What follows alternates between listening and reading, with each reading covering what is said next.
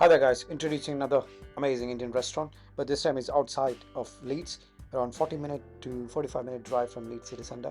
If you're looking to go for some amazing food outside Leeds city centre, Ilkley is a place where Chef Sachi's restaurant is based.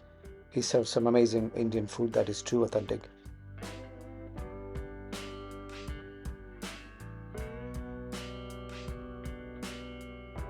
Welcome to Sachis in Burley and Wharfedale.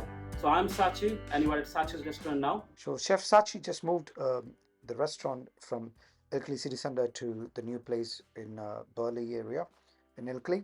So the restaurant visit is part of our 365 project.